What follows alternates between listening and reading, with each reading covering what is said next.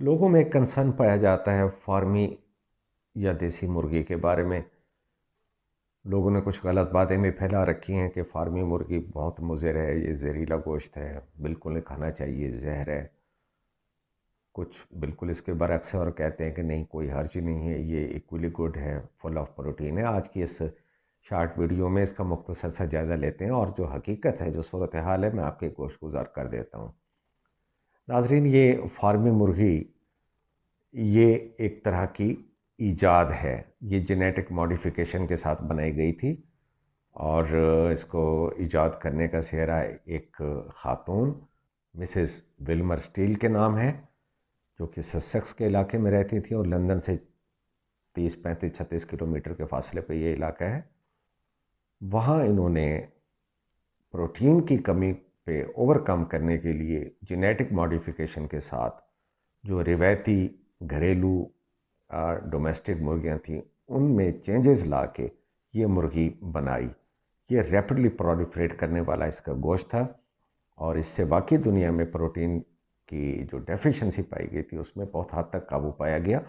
ये और बात है कि जो इनको जीएमओ फूड दी गई या जो जेनेटिक मॉडिफिकेशन के साथ जीन्स में तब्दीली आती हैं, वो अपने साथ कुछ ख़राबियाँ लेके भी आती हैं। हम एक दयानतदाराना जायज़ा लेके आपको बता देंगे, आगे आप फैसला आप पे होगा कि आप देसी मुर्गी पसंद करते हैं या फार्मी। पाकिस्तान में ये मुर्गी, ये फार्मी मुर्गी तकरीबन आई थिंक 1960, 61, 62 में इंट्रोड्यूस हो गई थी। अगर मेरी ज़ाती राय आप पूछते हैं तो मैं कभी भी इसके हक़ में मुकम्मल तौर पे नहीं हूँ और उसके कुछ रीज़न्स हैं। इनको जिस तरीके से पाला पोसा जाता है, जिस तरीके से इनको नर्चर किया जाता है, वो कभी भी एक साइंटिफिक और एक मेडिकल प्रिंसिपल्स के मुताबिक नहीं होता। इनको जीएमओ फूड दी जाती है, जेनेटिकली मॉडिफाइड ऑर्गेनिज्म। इनकी ग़िज़ा के अंदर इवन जो दूसरे पार्ट्स ऑफ द एनिमल्स हैं वो खिलाए जाते हैं। इन्हीं मुर्गियों की जो वेस्ट प्रोडक्ट है इकट्ठा करके उनको भी इनकी ग़िज़ा के अंदर शामिल किया जाता है।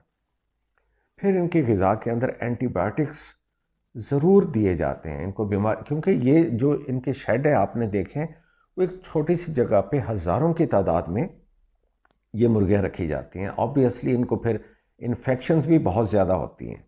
एक की बीमारी दूसरे चूज़े को लगती है, फिर उनको इसे महफूज रखने के लिए लाजमी बात है कि इनको एंटीबायोटिक्स दिए जाते हैं।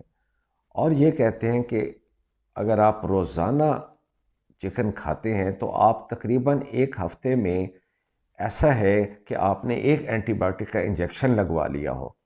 इस कदर ये टॉक्सिसिटी आपके अंदर अननोइंगली जा रही होती है।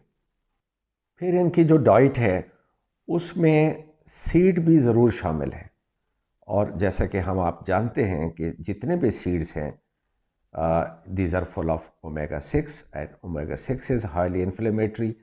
सो ये omega-6 और इन्फ्लेमेशन ये इनके गोश्त में ट्रेवल करती है और हम जब वो खाते हैं तो हमारे अंदर भी वही इन्फ्लेमेटरी प्रोसेस स्टार्ट होता है। ब्रायरन मुर्गी का गोश्त ज़्यादा खाने से कोई शक नहीं कि आपको दिल की बीमारियां खुदा न खास्ता घेर सकती हैं। अब आते हैं देसी मुर्गी की तरफ। वो एक आज़ाद फिरने वाला परिंदा है, उसको कोई जीएमओ फूड नहीं दी जा रही, उसे किसी मुर्गी की बाकियात नहीं दी जा रही। उसने चल फिर के दाना भी चुग लेना है, घास के पत्ते भी खा लेने हैं, कीड़े मकोड़े भी खा लेने हैं। तो अब उसकी ये जो डाइट है ये क्वाइट नेचुरल है और यही जो ऑर्गेनिक फूड वो खा रही है, यही तमाम प्रॉपर्टीज़ ट्रांसफ़र हो रही हैं उसके गोश्त के अंदर और उसके एग्स के अंदर। So there is no comparison. नहीं कि देसी मुर्गी का गोश्त किस कदर स्ट्रॉन्ग होता है, खाने में आपको ये थोड़ा सा सख्त भी फील होगा। It is due to the excessive myoglobin, ये उसके मजबूत पंठों की वजह से है। प्रॉब्लम अलबत्ता ये देखने में आ रहा है कि अब उस देसी मुर्गी की नस्ल तकरीबन नापैद हो चुकी है। तो अब हम उसकी जितनी तारीफ़ कर भी लें, ना आपको वो मिलनी है ना आपने वो खानी है, इल्ला माशाल्लाह कुछ देहात ऐसे हैं या पहाड़ी इलाके जहाँ पे ये परिंदा अभी तक अवेलेबल है।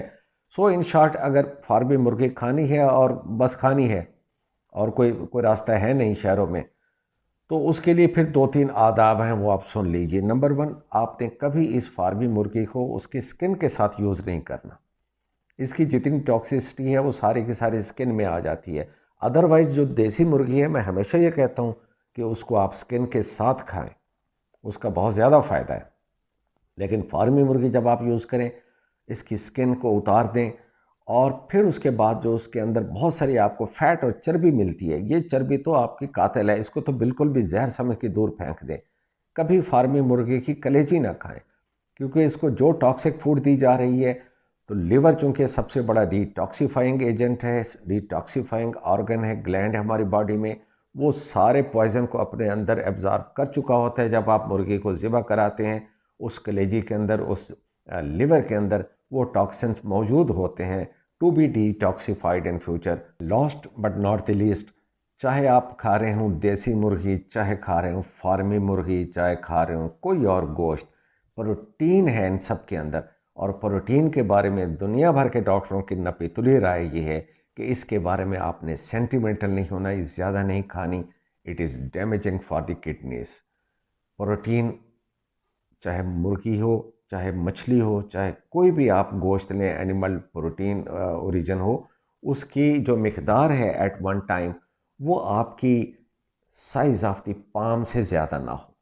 यानी एक सादा सा तरीका है कि अगर कोई पूछे मुझे कितना गोश्त, कितनी बोटियां प्रोटीन एट वन टाइम खाने चाहिए, just equal to the size of your palm. आपकी एक हथेली के ऊपर जितना गोश्त आ सकता है वही आपके लिए मुनासिब है, उससे ज़्यादा आपके लिए टॉक्सिक है। वो जाके नाइट्रोजिनस प्रोडक्ट्स बनाता है जो कि आपके किडनी के ऊपर बोझ डालती हैं और क्रेटिनिन और ब्लड यूरिया बढ़ा सकती हैं।